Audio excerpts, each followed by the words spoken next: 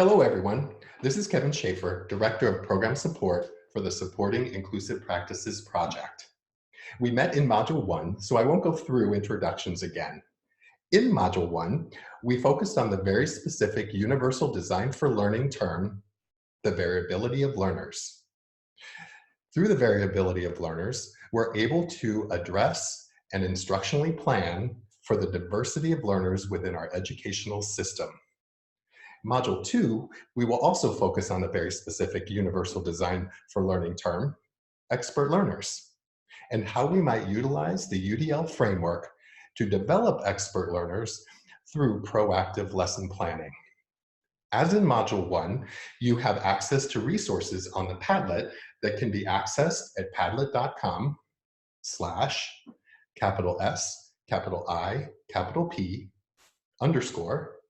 P_G in grant /S, U, S, D. Also, in Module 3, we will be addressing the mitigation of barriers to access and equity through lesson design. And this is the way we provide access and equity to develop expert learners as a focus of our Universal Design for Learning lesson planning process. The outcomes for today is educators will deepen their understanding of the UDL framework and vocabulary, explore the components of the UDL framework, and finally, define the characteristics of an expert learner. So we start this conversation with the question, why? What brings you to this work? What got you into the role of being an educator? What was your connection? What was your passion? The question why begins in the limbic system of the brain. There is no ability for the limbic system to communicate. There is no language base in this part of the brain. It's the connection. It's the feeling. It's the same thing with our students in the way that they connect or the way that they fear or have anxiety about their educational system. So let's explore that a little bit further. And I'll use myself as an example as we move ahead from the Simon Sinek work of start with why, and that's where we'll begin. So my personal why is this. That's me. I was 5 years old in kindergarten, and it was the first time I was pulled out of class for the first 2 years of my educational system. And you can tell I was quite the fashion icon and also decided to cut my own hair. During this time, I was pulled out of class for speech services. And the way our elementary school was designed, it forced me to walk past the office, through the hallway, up the stairs, through the intermediate hallway, and then up another flight of stairs to the speech room.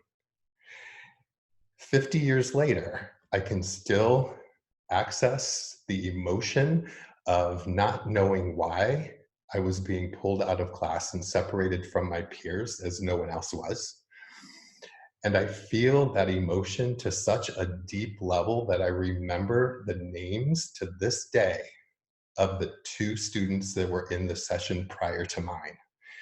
The level of anxiety, the level of fear, and the level of questioning impacted my personal, my self-reflection, the way I saw myself, and the way that it impacted negatively my connection to community and a sense of belonging to my class. So remember, when we make decisions around segregation, it's impacting the student's perception, the adult perception, and that perception is long lasting. The other why that brings me to this work as an educator, this is a picture of my first class, my student teaching class in North St. Louis County. Now, I was born and raised in a small farm town in Southern Illinois. So my first teaching job was teaching students that looked different, that spoke differently than I did, And upon reflection on what I know now in this special education self-contained classroom, that of the 12 boys in that classroom, 10 of them did not have a disability. Being Black, being male is not a disability. They learned differently. They did not fit within the educational instructional toolbox of many of their teachers, and therefore segregated into a self-contained classroom taught by a teacher who didn't understand their culture or the way that they needed to be taught. So on that self-reflection, I have to take responsibility to some extent on the disconnect between the students, their learning, and most importantly, their outcomes. They were lessened because of what I brought to the classroom and the way that I expected the classroom to run that was not conducive or in alignment with the way that they needed to learn and be taught. So on your note-taking guide, on your processing guide, question to you is, what is your why? What brings you to this work? Why are you here? So take a moment and reflect.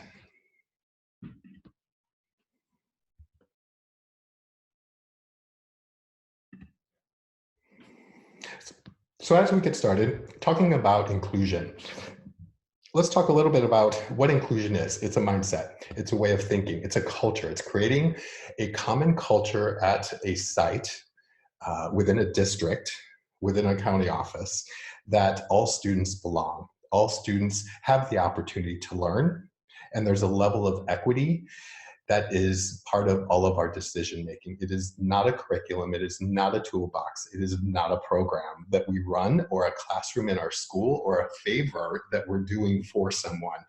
And when we look at inclusion through the lens of a favor, that also brings in the conversation that we had in Module 1 around the 6 ways that we approach or respond to various identities, meaning the response number 3, which is pity, that we're doing someone a favor by allowing them to participate in a certain setting.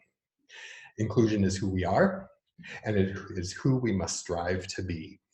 So we are going to watch a quick video, and if you remember correctly, or before we go into the video, let's ask ourselves, how do you define inclusion? What is your definition within your school, within your district, within your classroom? So now we'll watch a quick video. You remember Shelley Moore from the last module. In this module, she talks about the evolution of inclusion. So the graphic we saw on the previous slide, we'll go a little bit deeper in what that is.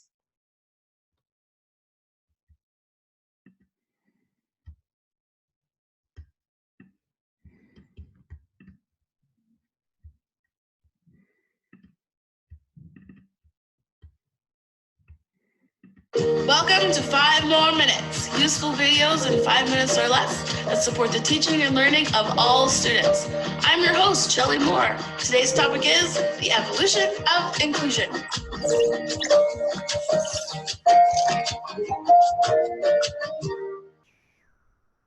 Okay, so you remember the dots? I know. I've shown you these before. But one colleague of mine suggested to me once, he goes, what if we didn't look at these as different concepts that we compare to each other, but instead as an evolution of time? It was totally brilliant. Now we can look at this timeline through the lens of any marginalized population, but to understand this timeline from the inclusion and disability perspective, we have to go back in time a little bit. Many of us know or are connected to someone who experienced institutionalization. It was even recommended to families by doctors. Although British Columbia was the first province in Canada to close down their institutions, there are still individuals living in these conditions across Canada today. The institutionalization movement is an example of exclusion. It separated individuals with disabilities from their families without choice. But the disability rights movement over the past 50 years, with the hard work of some incredible self-advocates and families, and maybe a little help from Geraldo Rivera, pushed communities to shift. so that individuals of all abilities were welcomed and living in the same settings as their family and friends.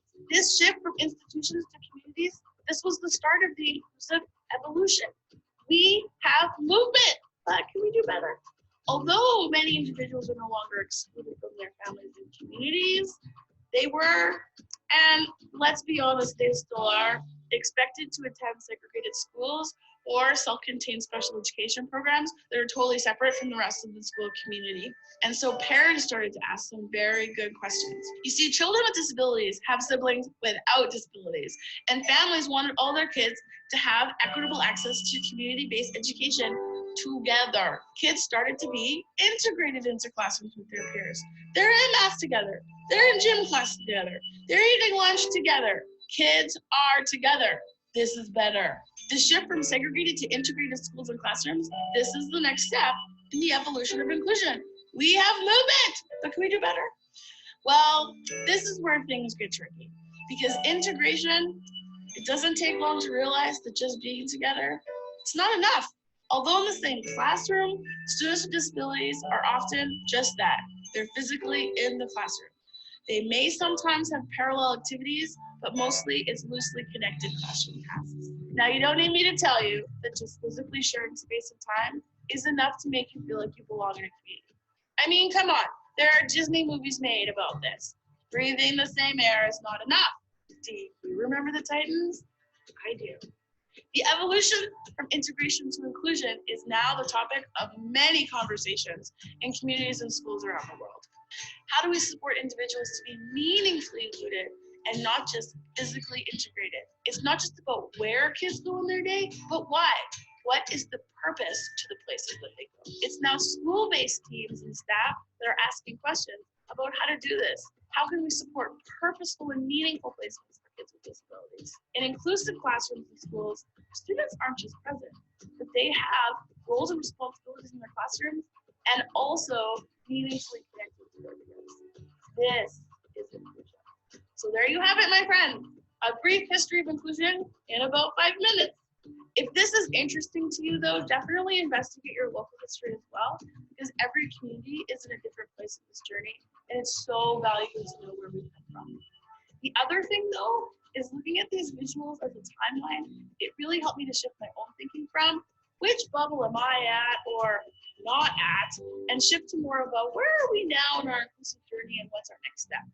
All of a sudden, the goal of inclusion becomes action-oriented. It just feels so much more possible. We may not all be at the same place in the journey, but we can all move forward.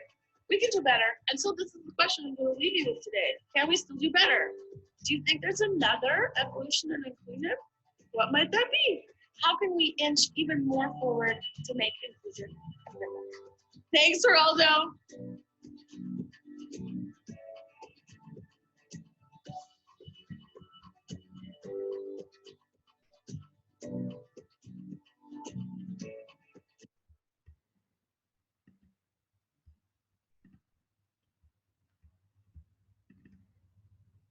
So I think you can see why Shelley Moore is one of my heroes. I love her idea that we do tend to include students in our educational settings, in the general education setting, but the question becomes, is it meaningful? Are they able to create connections?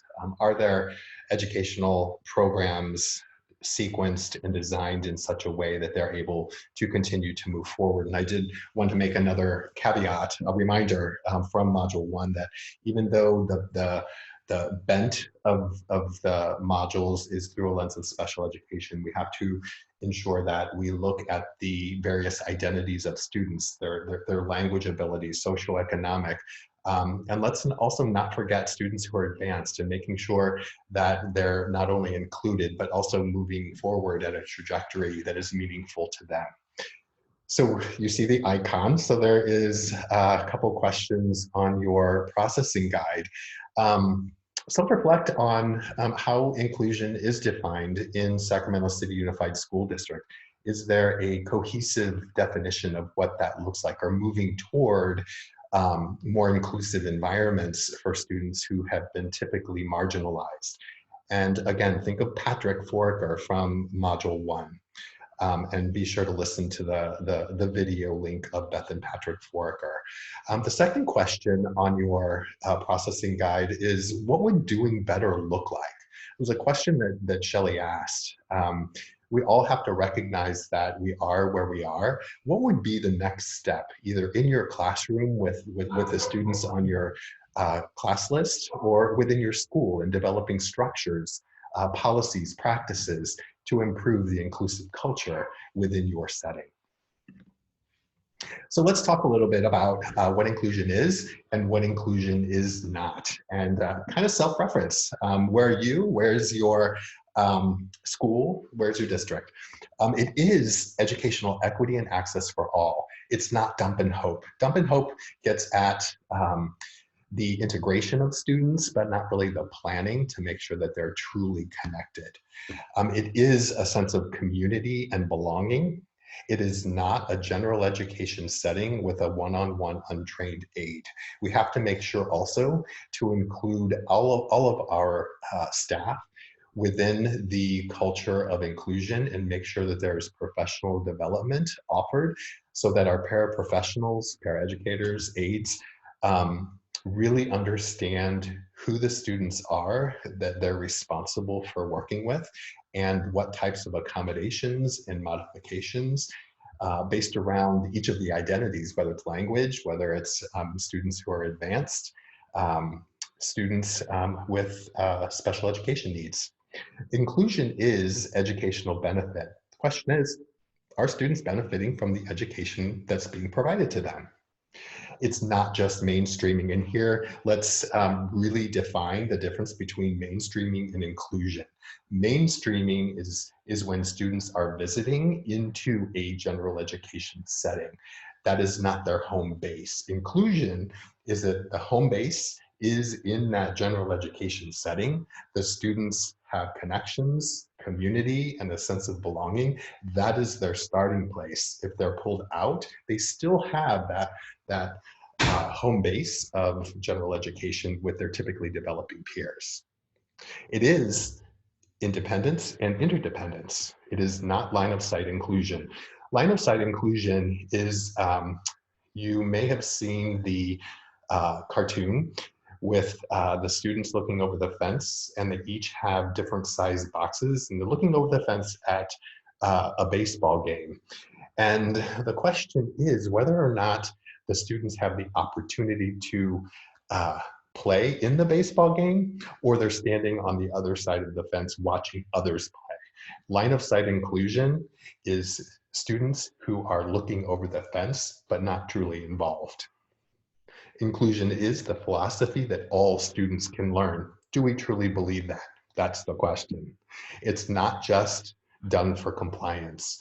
To get our least restrictive environment target indicators in place, it is not to say we are an inclusive school, when really it's just we are an integrated school. There is a difference. Inclusion is breaking down those silos between general education, special education, English language learners, etc., that everyone's working together. There's a sense of responsibility for all students. So let's look at some research grounding us in language. Across scholars, many definitions of inclusion, a common theme appears to be that students with a range of disabilities and disabilities should be educated in the general education setting with appropriate supports to reach their full potential. And also, let's be clear, we need to ensure that the structures are in place before we move students into less restrictive environments or more inclusive environments. So we have to proactively support the structures, policies, practices, and culture to ensure that the students then are meaningfully included because the adults are trained and have the resources, the materials, and the knowledge that they need to be effective. Also, two researchers, Via and Thousand, further describe inclusion as the principles and practice of considering general education as the placement of first choice for all learners. Do we truly believe that students with disabilities are general education students first and primarily? And finally, we're going to go back to Module 1 with the variabilities of learners and identity. Bitters describes equitable education as the educational policies, practices, and programs necessary to eliminate educational barriers based on gender, race, ethnicity, national origin, color, disability, age, or other protected group status. And B, provide equal educational opportunities and ensure that historically underserved or underrepresented populations meet the same rigorous standards for academic performance expected for all children and youth. So going back to your processing guide, please reflect on the question: how is the above research related to learner variability and identity from Module 1? So really quick, a short video by Katie Novak. Katie Novak is, I would say, the queen of all things universal design for learning. Almost every book you pick up related to UDL has been authored or co-authored by Katie. And talk about a dynamic presenter, she's the one. So we're gonna watch a quick video, and this is her two children, twins, Brecken and Aylin, which are on either side, and their friend, James. And Katie did a webinar for our project, and we took a quick snippet that we thought was most purposeful and meaningful to this presentation. And we're gonna listen.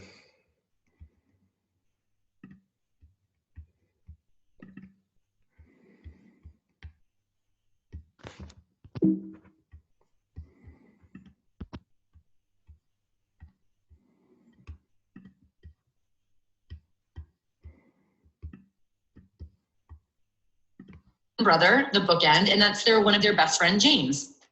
And James has Fragile X syndrome, and he's almost completely nonverbal, and obviously, you know, significantly developmentally delayed cognitively.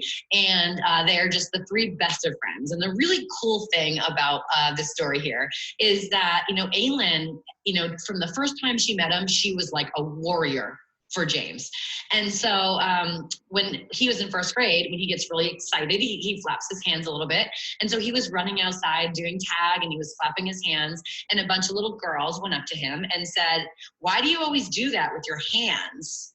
And Aylin sees this across the playground, and she comes like busting across. And I hear this from a teacher who's my colleague. And she said, "Hey, ladies, if you're gonna mess with someone, you're gonna have to mess with me." And this is just like a little ball of fire. Now, I'll tell you something else about my daughter, Aylin, which is that she has severe combined type ADHD. And for all the amazing strengths and beauty and fire she brings into this world, she can also be really impulsive and dangerous and violent. And those are ways that you could describe her, but that's not her. You know, she's just Aylin, and she brings all these amazing strengths to the classroom, and she also brings these amazing areas that she needs to work on. And so what's really beautiful about this picture to me is that Brecken is significantly above grade level, and James is significantly below grade level, and Aylin exhibits behaviors that most classroom teachers will never ever want to see. But the three of them are in the same class together all day, every day, and they are challenged and they are supported equally because of universal design for learning. And in most places in this world, they would be separated. And they would be separated because there would be a belief that Brecken deserves more, that he deserves better, and that James can't do it, and that Aylin doesn't belong there because she can't behave. And what I will tell you is I will fight this fight until every parent of all of these kids gets to see that they belong together, that in this world, we all belong together. And when you separate them, what you're saying is that James and Aylin have nothing to offer Brecken, and they do. They all have equal, amazing things to offer each other.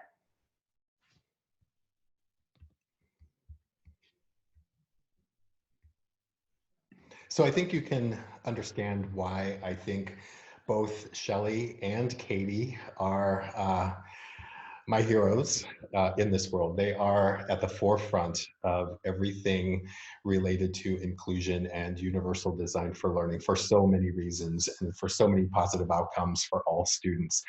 And she addresses a point that I want to make clear, is that when we have students educated together, they learn how to understand and be empathetic toward differences.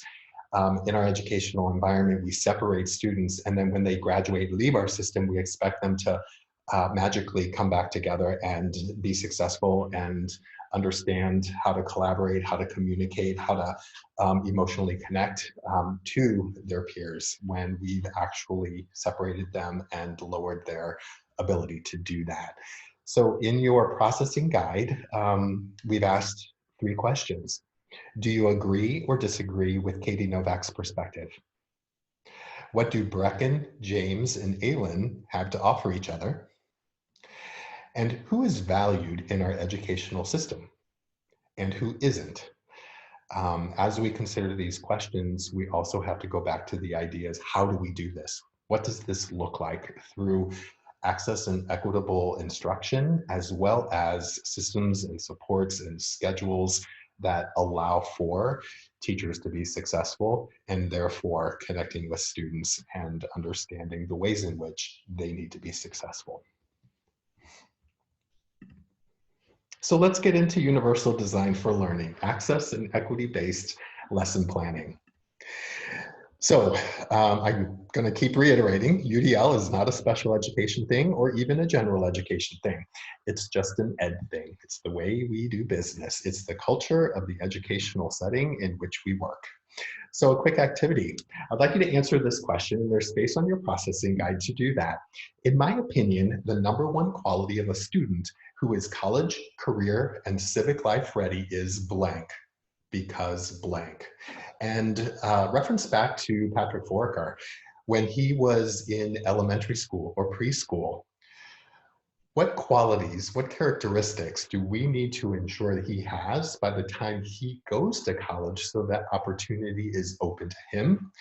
So I would choose to complete this sentence stem, self-advocacy, that students have to understand themselves, how they learn in order to ask for what they need to be successful. I visited the Sacramento City College disability program, the director, and wanted to know why students with disabilities weren't successful in the college setting. And her answer floored me just a bit. She said, you know, it's not that they're not successful, it's that they're not successful so quickly. And I wanted to know why. Why were they dropping out so fast? And a couple things. Because there is a stigma around disability and how we approach disability and how we don't discuss disability in so many cases with students, that in our society, what we don't talk about turns to shame. So by the time they get to college, there's a level of shame that they don't want to expose themselves in that new setting. By not wanting to expose themselves, they're not able to self-advocate. And since we don't talk about disability or help students to learn what they need to be successful and how to accommodate for their differences in learning, then therefore they don't know what to ask for. So self-advocacy and approach from a positive sense around disability is critical. So self-reflect on your processing guide. Whatever you come up with, whatever characteristic you put there, is really the definition of an expert learner, or a component of the attainment of becoming an expert learner. And an expert learner is one who knows themselves, is knowledgeable, is resourceful, very similar to Patrick, who's adaptable to different situations. And here's a quick overview of what an expert learner is within the context of universal design for learning. So last time we addressed the vocabulary around the principles of universal design for learning. So the engagement principle advocates that students who are engaged are purposeful and they're motivated with the characteristics listed below, identified by bullets. In the representation principle, the purple principle, the way information is represented and the ways that students are able to understand, recognize patterns, etc., they are resourceful and they're knowledgeable. They're knowledgeable about how they learn and what they need in order to process information to then demonstrate, as we move to the next principle, to demonstrate their level of knowledge. So in the action and expression, when students are able to express themselves in ways that demonstrate their understanding, then they're strategic and they're also goal-directed. You'll also notice that within the action and expression principle is executive functioning skills. The way that we plan, prioritize, organize ourselves in order to reach our goals is a way that we take action and express ourselves to be successful. So in your processing guide, can you locate an approximation of the qualities you chose in the expert learner chart on the right?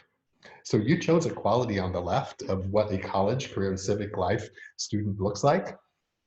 Can you find that same quality within the chart of expert learners in the frame of universal design for learning? Note, an expert learner isn't a student who receives A's or B's, but a student who knows themselves as a learner, understands how they learn best, and are motivated, resourceful, and goal-directed. So universal design for learning, universally designed structures are indeed more usable by individuals with disabilities, but in addition, they offer unforeseen benefits for all users. Similar to differentiated instruction, but uniquely, UDL calls for the design of curricula with the needs of all students in mind, so that objectives, goals, assessments, and materials are usable by all.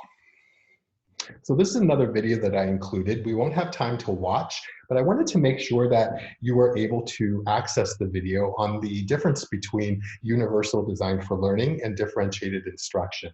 Universal design for learning is the proactive lesson design that provides options, multiple means for students to be engaged, for students to understand the information that's being presented, and to show what they know.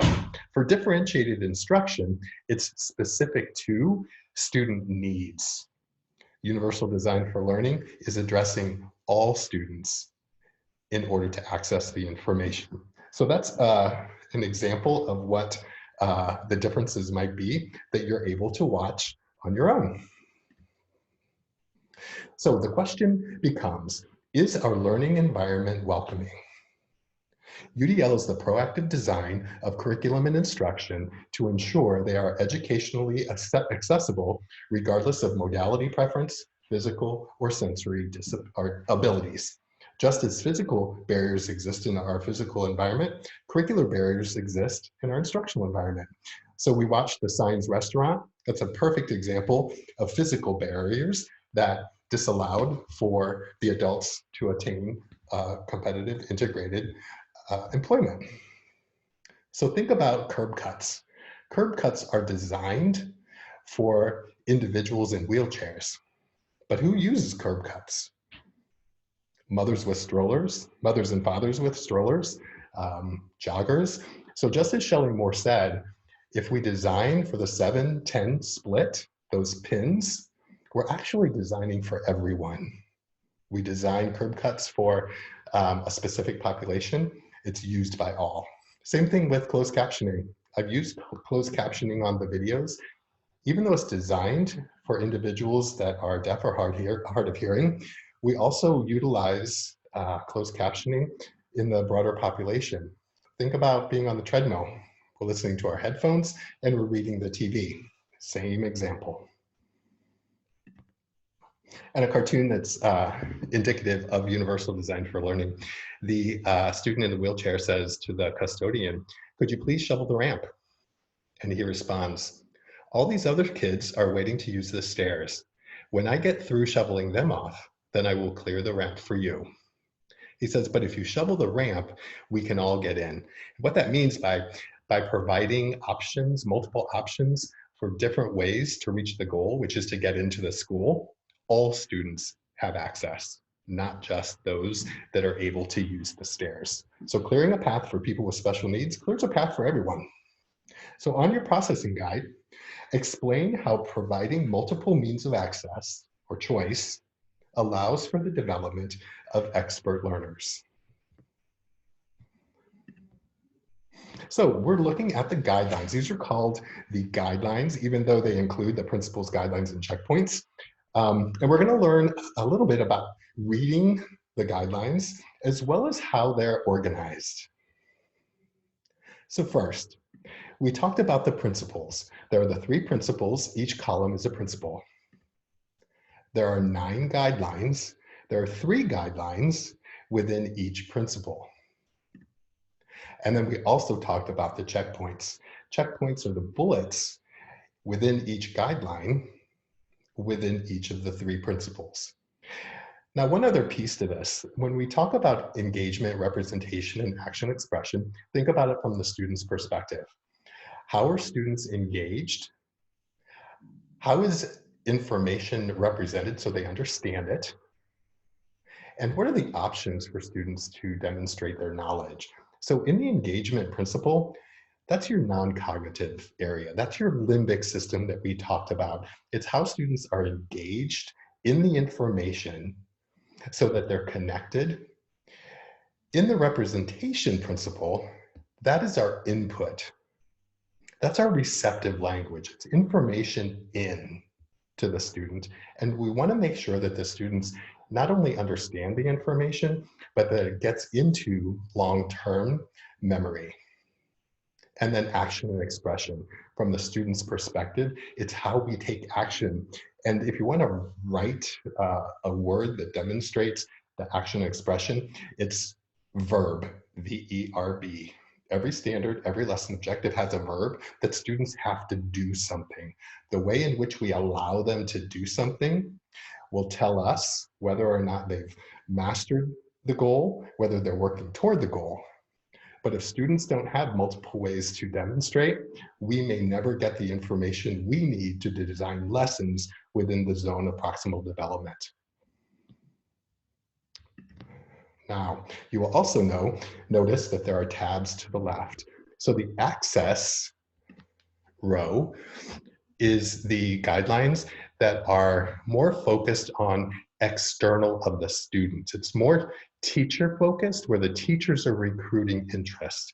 The teachers are creating ways for students to perceive information, and they're also allowing students physical ways to demonstrate their knowledge. So as we move vertically down the guidelines, you'll notice that the onus changes from an external teacher-focused perspective to developing learners so that it's internalized. So building. Now in the building section, students and teachers are working together.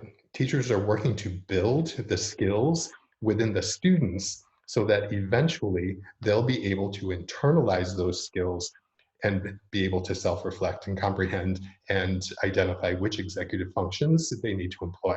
So in the building row, we're looking at sustaining effort and persistence. How do they keep going when things get tough? Do they understand the language and the symbols that are being used specific to the context? And how are they allowed to express and communicate what they know? Moving down to internalize. Now we want students to understand themselves and employ those skills that they've been taught in the access and the build components.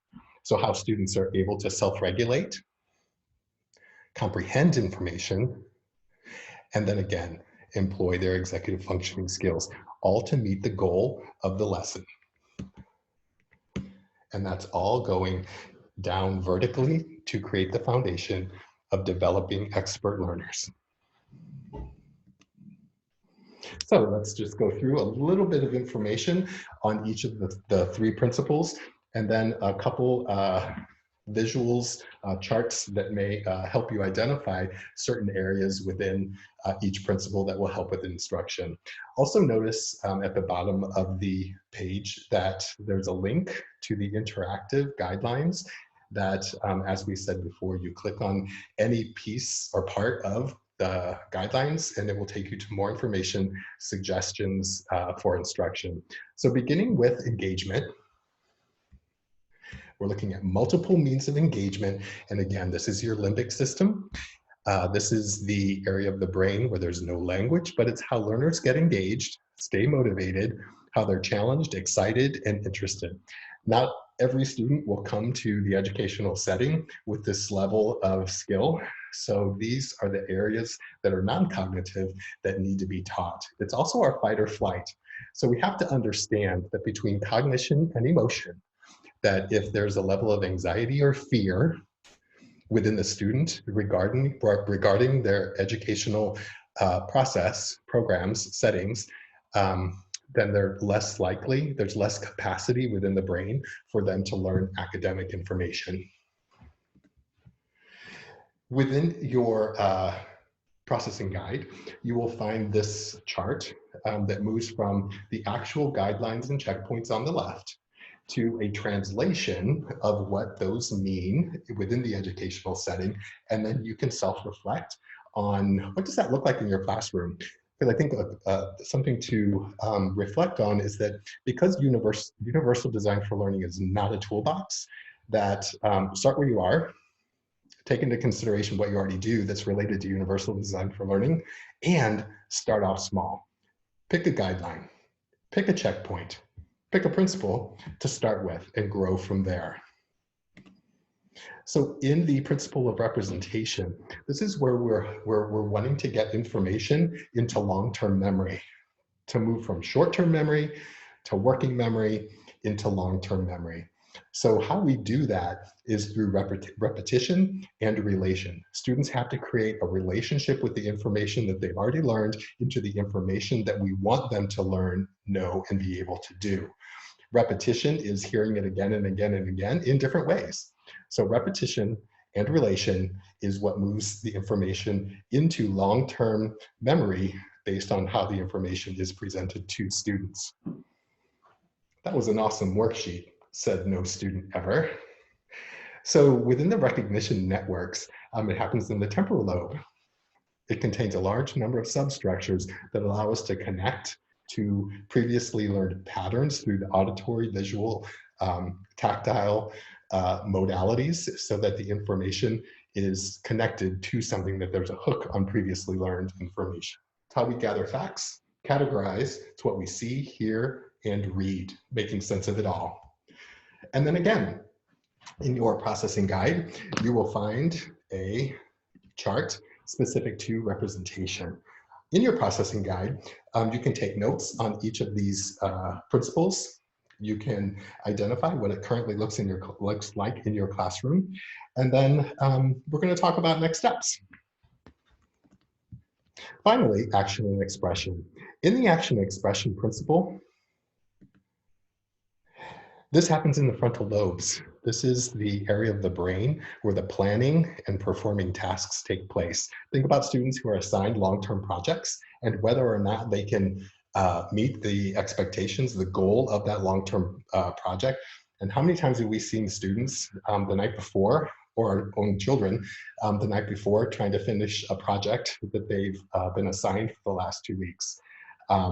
There's a little bit of a timeline process there, but helping students to concretely plan, prioritize, organize, and develop those skills within themselves is critical.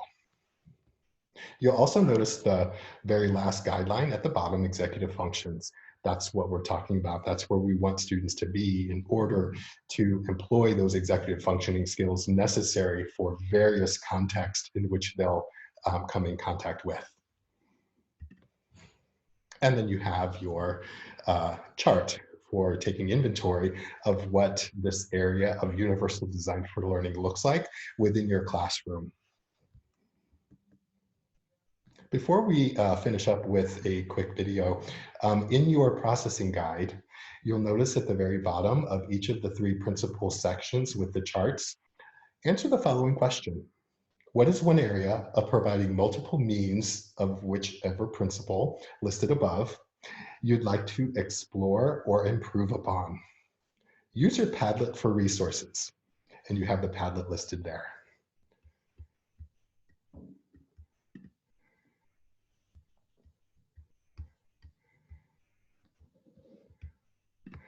And we're going to finish with a quick video. And the video is specific to what we've talked about in the first 2 modules, the factories of education and how we support or how lack of support is potentially provided within the structures of our educational system. And I will see you in Module 3.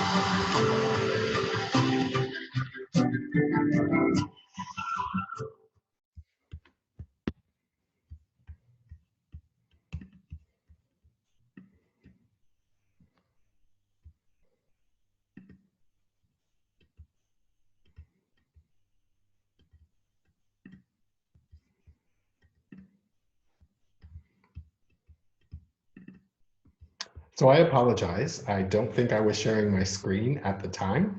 So I'm going to go back and start over.